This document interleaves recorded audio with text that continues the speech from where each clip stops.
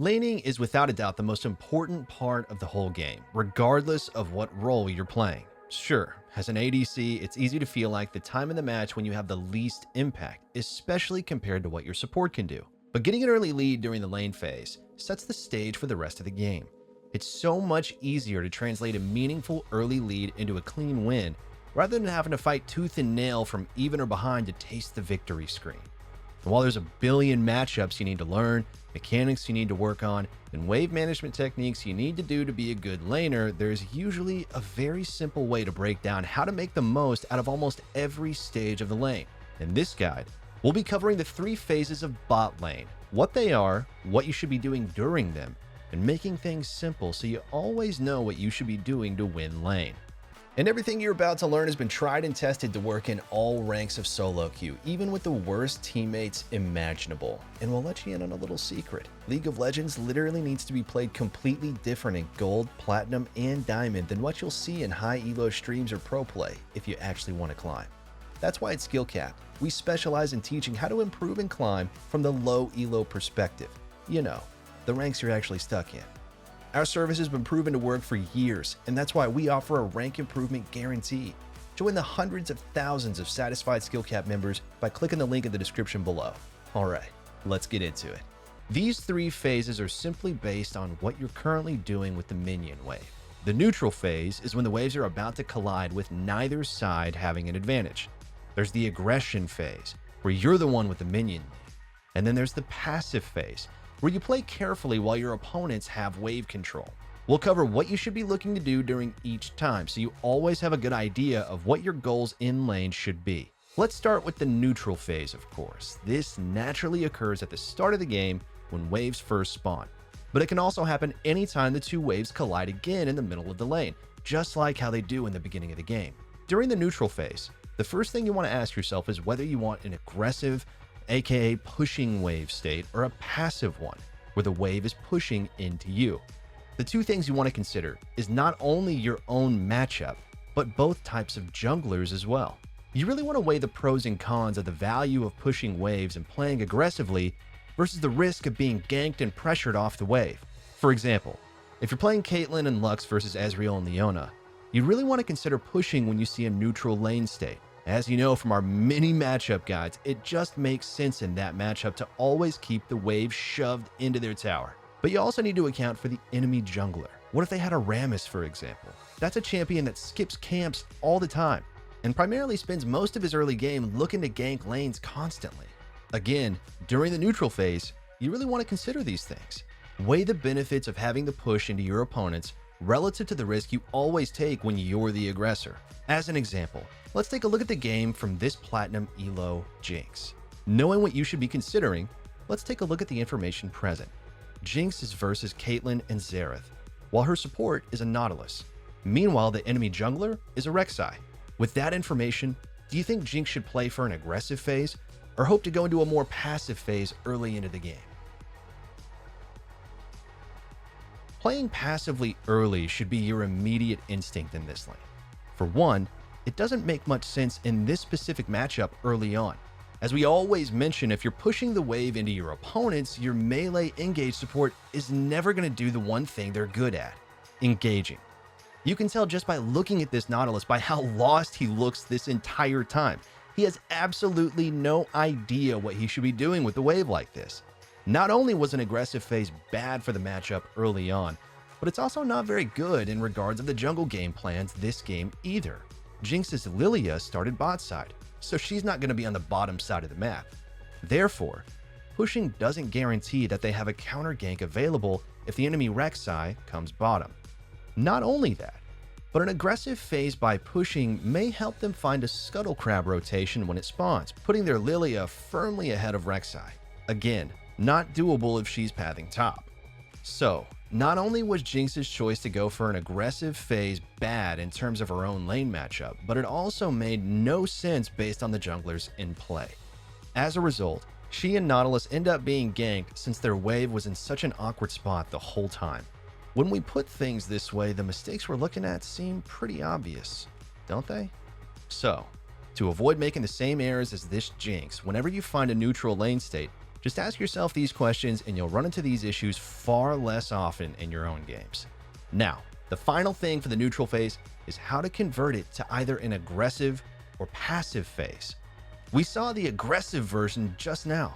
Simply hit minions for a wave advantage and you'll be the aggressor. So we've talked about how to choose which phase you should go into. So now let's cover your main goals during these times so you make the most out of every situation. Let's cover the aggression phase now, for whenever you have the minion advantage over your opponents. Starting with the basics, the main thing you always want to do with a wave advantage in most lanes is to trade. Minions are a big source of damage early on, which means that you should be trading around them. Duh. So if your opponent is ever handing you an opportunity to trade, try and use those extra minions to get the edge in the fight so you can come out on top. Now, it's always very important that even if you hold a minion advantage, that you don't have to go for winning trades versus your opponent. For example, let's say that you're pushing in the wave. It's totally correct to go for a trade in which you may lose like 50% of your health, while your opponent only loses like 30 to 40%. The reason being that the whole point of this aggression phase is to make the most out of the crash you get at the end of it. The lower your opponent's health bars, the better the crash will be. Without a doubt, the most obvious punish is your ability to dive your enemies while they're low on health. The best thing during the aggression phase is to get your opponents low so you can butter them up for a dive. It's obviously a whole lot easier to dive players who are low rather than having to 100-0, especially since you have to kill 2 players in a dive in bot instead of 1. This is basically what high elo is all about. Players are constantly trading when they have the shove during the aggressive phase and trying to time their crashes with a mid-roam or a jungle gang. Without a doubt, this is by far the most punishing tactic you can do during the lane phase, since as you can see, not only do you get 1 or 2 kills, but you deny the wave, and on top of that, you have a big wave already prepped to push for tower plates or the entire tower if possible.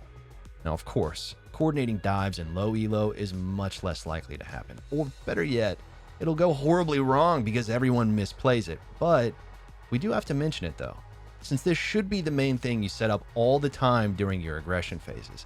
However, trading HP even or even at a deficit is something you can take advantage of all on your own for another critical reason. Remember that after you crash waves, your opponent is stuck in lane for quite a while. They have to clear the wave and then push out the next few waves and get their own crash if they don't want the wave to be frozen. Let's take a look at an example of how important this concept is. Here we have a Vayne and Lulu losing lane just a bit, despite a very recent Trundle gank. Before moving on, just keep track of this ward Zilean just placed. Anyway, let's now see how Vayne could absolutely stomp this lane from this position but fails to do so.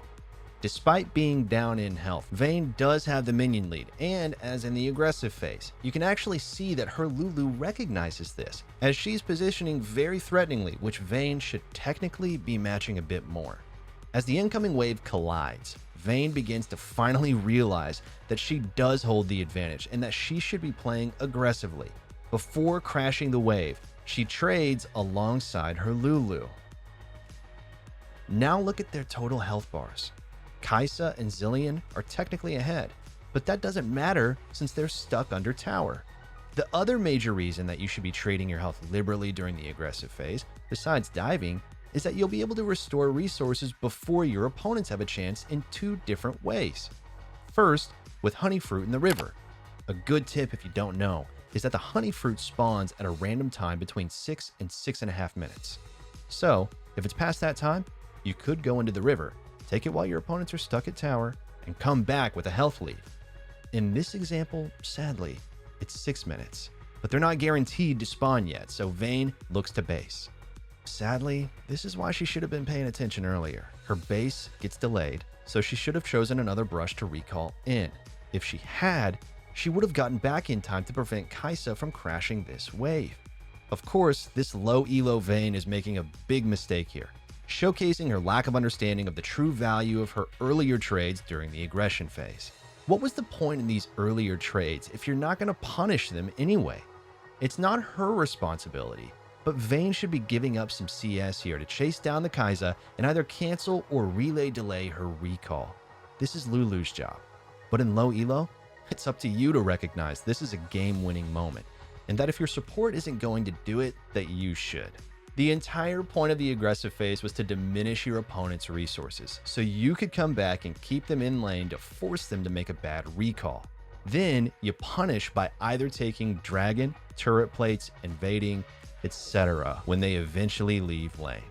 This is a big takeaway from this guide. Players don't even realize they're playing for half the time and let advantages like this one slip away constantly. Instead, Kai'Sa was just going to come back with a huge wave, not being punished at all. And in this specific example, Vayne just gets ganked on top of that because of her poor laning, and the game is doubly over for her. Alright, we're finally to our last section we need to cover, the passive phase. There's not a whole lot you can do when you're at a wave disadvantage in the early game. As we've stated multiple times, minions are a big source of damage early on. The side with the bigger wave will usually win out on trades. However, there's 3 big things you want to do while you're being pushed on to make sure you don't get punished too hard. First, minimize how much damage you're taking. This is effectively the opposite of the aggressive phase, obviously.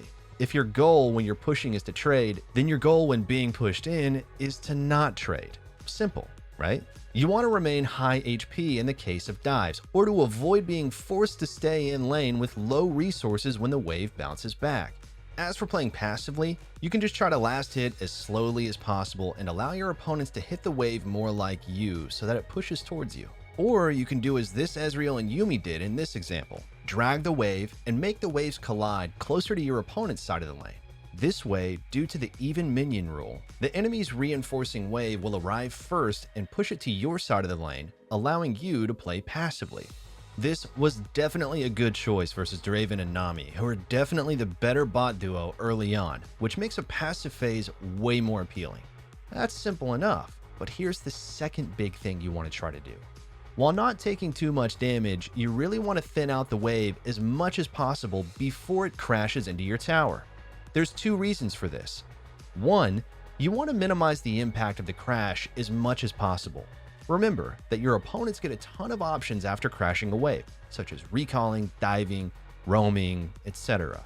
The smaller the crash, the less time they actually get to do these things. This is a good example of this concept. Xayah had to burn her summoner spells already very early into the game. Even though it's only level 1 so far, Xayah is already very susceptible to a dive from the enemy Kalista and Rakan once they hit level 2, even this early into the game. Thus, she Qs and autos as much as possible from far away to make the crash smaller, even if just by a little bit. And remember, at the same time, she's keeping her distance just enough so that she doesn't take any extra damage while doing this. Now, another really good tactic you can do is to actually stall your opponent's crash when it'll coincide with your incoming wave, kind of like this. This may often happen accidentally, but if you can consistently do this, you're going to reap a lot of benefits. For one, it makes it much more awkward to dive when there's a wave beside you. Your opponents will get creep blocked, skill shots will be harder to land, etc. This reinforcing wave is definitely your best friend if you're scared of being dove. The second reason this timing is really good for you is because of the second point of the crash, which is to leave lane. If your opponents crash when your wave looks like this, then their time to leave lane goes down as well, and that's because your wave is already in position to be pushed. Let's say, for example, they plan to base. If they do so when the wave looks like this, then it's much faster for you to crash before the time they get back. Your wave is already in lane, hitting enemy minions and pushing. Which is why for the aggressor, the best crashes are when the enemy reinforcing wave is all the way back here, which you can obviously tell from your own wave being mirrored on the map. And for the passive players, that's the worst type of crash. It'll take too long to push out, giving your opponents plenty of time to do whatever they want on the map. Anyway, Xayah did a good job there of thinning the wave and staying safe. But what comes next really shows her understanding of what she's supposed to be doing in the passive phase. Notice how she's focusing on thinning the wave whenever possible. Instead of committing to a trade on Rakan here off Senna's root, she's instead hitting the wave. Just think about things in the reverse. If the benefit of being the aggressor is a powerful crash, then your goal as the passive player is to make that awkward for your opponents. By thinning the wave, Kalista and Rakan couldn't crash this wave before rotating to the scuttle fight. So now their wave is in a terrible state. Knowing how horrible their lane state is, they get desperate to cheese. Needless to say, the play is overforced, and they end up getting severely punished for their poor wave management. As you can see, just by understanding what her goal was the entire time during the passive phase, Xayah basically forced that all on her own, despite being so disadvantaged early on. Alright, let's recap and wrap things up. Remember that during the neutral phase, you really want to weigh the pros and cons of either being the aggressive or passive player before committing to a certain style. In the aggressive phase, trade your HP aggressively, even if it isn't the best trade. You're the one with the first move, which gives you a ton of options to punish your opponents for dipping low on resources. And in the passive phase, remember that you're incredibly vulnerable.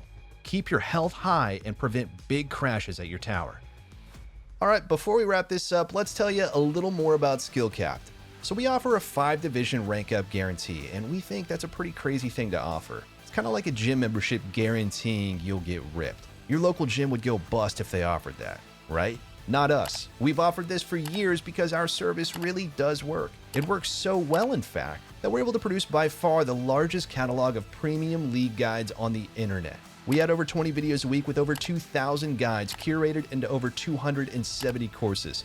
No one can compare. We've also sent challenger players into ELO hell over 11,000 times and counting, where they commentate how to carry live. They also respond to all questions asked. Sign up today for as little as $6.99 a month to improve fast and get the rank you've always wanted. Link in the description below. Anyway, that's it for this guide, guys. Thanks for watching, and we'll see you next time.